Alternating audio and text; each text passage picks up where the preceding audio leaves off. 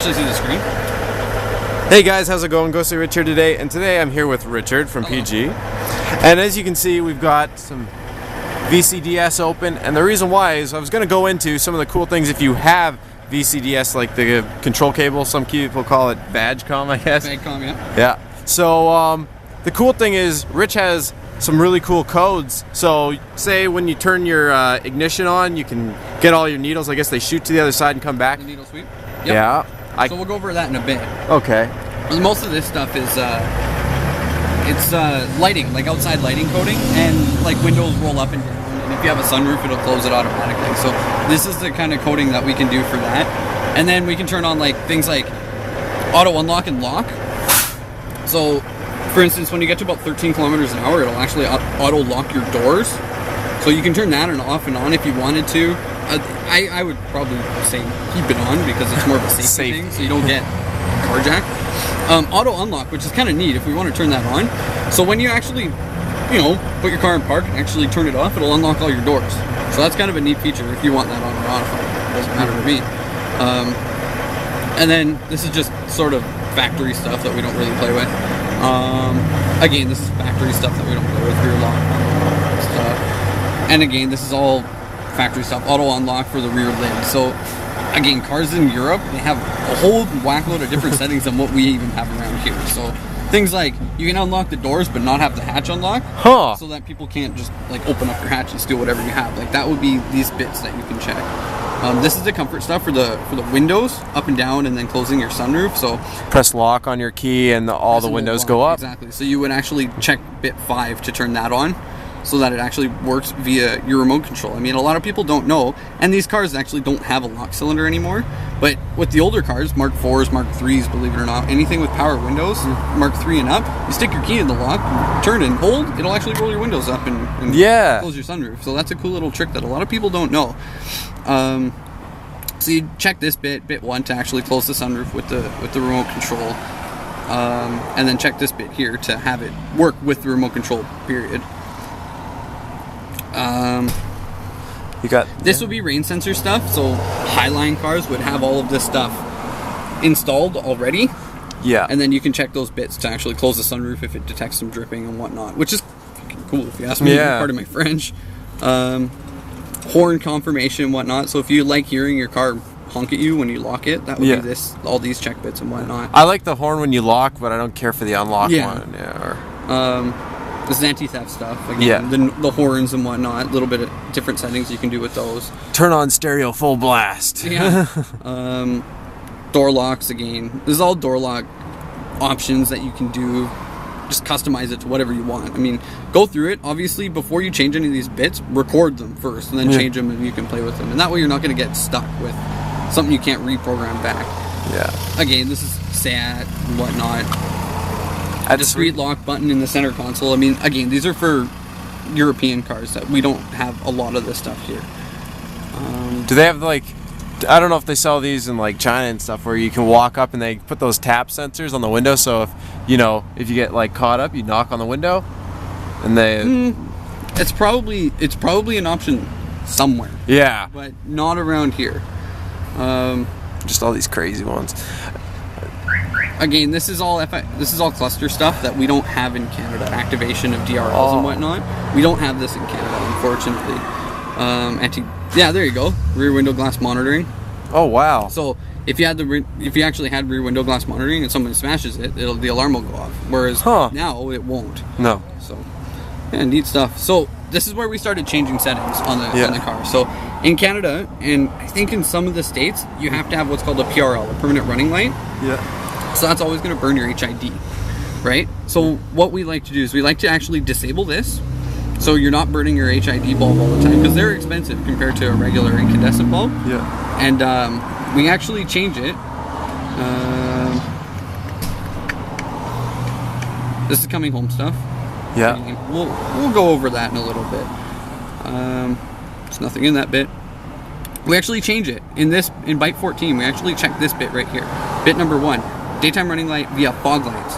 So rather than having your HIDs burning all the time, you can change it so that it burns your fog lights. Because that's actually not an H3 bulb anymore. It's like a 9006 bulb. It's a lot cheaper than an HID bulb. We're over $100. So Doing this saves your bulbs in the xenon headlights.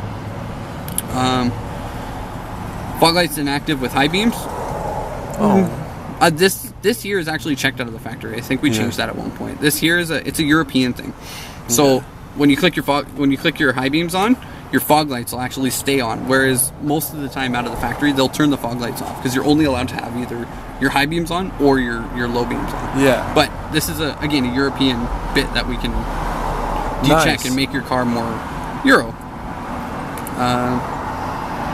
Again, this is DRL stuff. So if your car had LED headlights on it, we would goof with some of these settings to actually change it so that they behave differently. So LED headlight guys, or if they upgrade to LED headlight guys, this is where we would change bits to have the LEDs come on as the daytime running lights versus having the low beam on. Emergency brake flashing. This is kind of a neat little feature. If you lock your wheels up, like say you're under heavy braking and you lock your wheels up, checking these bits will either flash your brake lights or flash your turn signals. So like hazard braking. Yeah. Right? So it's again, this is very European. Yeah. They don't have that in Canada. Obviously, these bits aren't checked. Warning, I'm cramming my brakes. Exactly. Yeah. It's a brake warning. So if you wanted to actually check these bits and have people behind you know that something's going on ahead of you, and it'll actually pulse your brake lights. So that's a cool safety feature. Yeah. If you're into why not? Into stuff like that. So that's actually kind of we'll actually make it these because people will actually notice the hazards versus the brake lights. So that's kind of a neat thing. Yeah. I've had that before. I had really crappy tires on here. I slammed my brakes and I was still sliding down a hill. So so that way behind you people or in front of you will know that something's up. Yeah. So here we go. Here's some of the headlight settings and the coming home and leaving home settings. Adaptive cornering lights. So if your car has what are called AFS headlights, which are adaptive, so they go left and right and up and down. Oh yeah, for like weight in the car and stuff like that? Weight in the car, and then it takes steering angle into account and weight. So you turn, it'll actually turn your headlights with you. So if you had those lights, this would be the bit that you would either check or decheck, right? They're more prominent, these lights, in the higher model cars, so things like the only thing mine will do is like if I put it in or if I turn on the key, the lights will go up and down side to side. So that's it. So this is what type of headlights you have. You have the bi-xenon headlights, and what we did, we actually turned on coming and leaving home. Now with some of these cars, coming home is when you turn your car off, it'll actually keep your headlights on for about 30 or 45 seconds, so you can, if you park in front of your door, you can see your door, you walk up. And again, leaving home, so you unlock your car and it'll actually turn your headlights on, which is cool. I really like turning these features on, especially for people who park outside. It's more of a safety thing. So if your car lights up and you can be seen, I think it's a safety thing. And if people wanted to put license plate lights that are LEDs, so brighter LEDs versus the incandescent bulb, this would be the bit that we check to do that.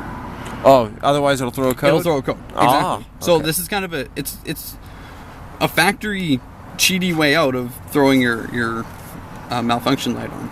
Nice. So this stuff is for coding different types of headlights and different cars. Like you have a Golf GTI, so obviously we leave this the same. But if we wanted to change this car to say with the European LED taillights, we would go into here and start changing bits in here. Oh, nice. And there's a whole whack of different cars that this body control module works in, but we would change it to Golf GTI Rest of World, which comes with the rear fog light and so the what LED if I lights. change it, say, to the Golf R taillights? Would you need... We would change this bit here to the Rest of World, and then that way it would be adapted to these lights. So perfect. That would be the bits that we would start goofing around with, let's say, because there's not one set of instructions for all of these cars, because they all have different modules and whatnot, and we're putting lights that aren't supposed to be in the car in the car. So remember that, boys and girls, if you're changing lights, you'll probably throw codes, so you probably want to come see people like this just so you can get it all programmed. So this is dimming stuff. Again, for bulb saving and whatnot. We don't really play with any of this unless you're putting LEDs in as like low beam bulbs and whatnot. That's when you would have to start messing with these, because LEDs obviously take less amperage than regular bulbs do. So this will throw a code, and you can actually trim the voltage so that it won't throw a code. That's what these bits do. Footwell lights and whatnot. Again, this is just for customization of the car. The footwell lights are underneath here, right?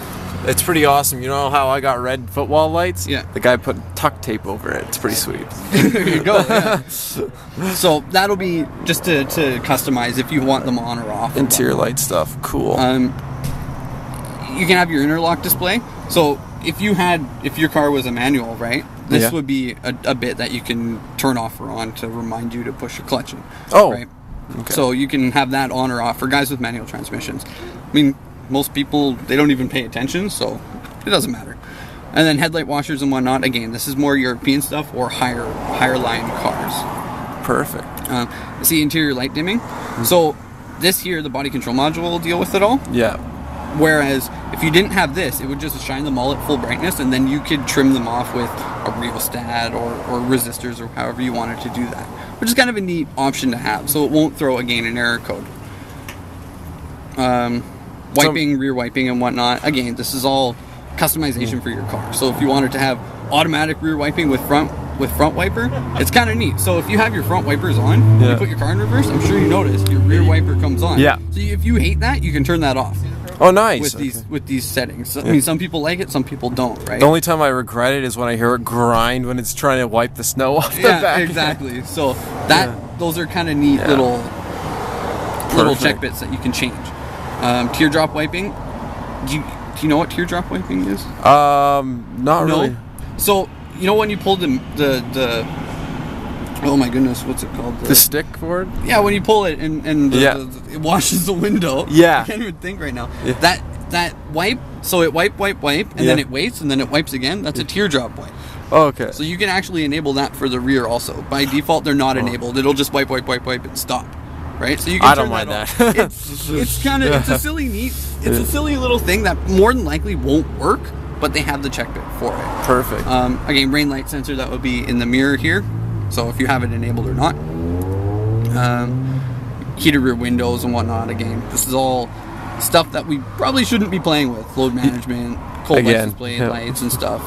What this is, lamp monitoring. So this here, if you turn this off and you just take the bulbs out of the back, it won't throw an error code. Okay. That's kind of a neat little thing. Some do, some don't. So I'm not going to say that this is going to fix all of your error codes if you do LED bulbs in the back, but some cars it works, some cars it doesn't. Okay. DRL dimming. So if you wanted to say have your daytime running lights, like this will turn them on at 100% brightness. Right? Okay. So if we wanted to change this to only have them at 75% brightness, which is kind of a neat trick, nice. We could just change it to 75. And now, instead of having the fog lights burning at full brightness, they'll be 75 brightness. So at least you'll have them on. Yeah. Conform to your state or provincial law, right?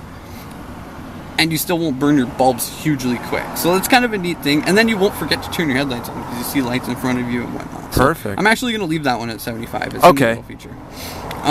If you were to install aftermarket LED headlights, this is the bit that you would check. Because the LEDs are actually your position lights when you finish with them. So that's what you would check, and that'll turn on all of your positioning lights. So the side markers, and then the front city lights are technically your position. Someone blacked mine out. I don't even think my markers. So there you go. So if you were to get LED lights, you just take the marker bulb, just like pull it out. Nice. So that it's not showing on the sides, and you would just have a dummy marker there. Again, in Europe, they don't have markers on the sides of the car. No. So lots of different tools. Transport mode stuff, high beam vis-a-vis shutter. So this stuff here would be if you're changing the lights and like your high beams technically are shuttered lights, but there's a bit back further that tells it is. So I don't know why they have two bits. So we can just ignore these ones. Footwall lights inactive again. So if you change your LED footwall lights, it won't throw a code. Oh, okay, perfect. Yeah. DRL indicator lamps. So this is just like more customization stuff on the instrument cluster. So stop start, we don't have any of this stuff in Canada, unfortunately. I know it's huge in England because they turn off at stoplights and then they turn back on when you go. Exactly, because they have a congestion tax and whatnot. They want to keep the emissions down, so they have stop start on most of their cars. DRL indicator lamp. It's not on right now because the handbrake's off, but that's a little light inside the instrument cluster that you can turn off or on if you feel like it, if you feel so the need to do so. Again, this stuff is all stop-start, stuff we don't have here in North America. So again, here would be the last bit if you were installing LED tail or headlights and or tail lights in the car. So daytime running light for parking position lights as LEDs. So that's the That's the oh, how can I even say this? That's the mode that the body control module has to be in so that it doesn't throw an error code back for those LED lights. And the other two are pretty well blank. Okay. Okay. So that's all of the, literally every check bit that you can do on your body control module to change things. And once you change whatever you want, you click on exit, and then it'll put the new coding in here. So this is our original coding, and this is what we've coded it to, and do it. Perfect. And it'll recode the module, coding accepted, and all of that stuff we just went over has been done. That's sweet, man. It's quick, it's dirty, it's awesome. Again, this stuff can get quite confusing. If you do get confused, like I said, there's guys, and like I said, if you're in BC and you're in the Lower Mainland, you can always come here to PG, and you got Rich here, and he does it for super cheap, like literally. So, again, yeah, that's all I can really say. Thanks again, Rich, for going over that, and thanks again for helping me do my car up. Now I've got, if I look here, I had him program it in because from factory you don't have any of your puddle lights programmed in, so I put them in. I did all the wiring in one of my other videos, and now he just put the coding into the module so it knows to turn on. So again, thanks again, Rich. Yeah, no problem. Like the video for more and subscribe for others.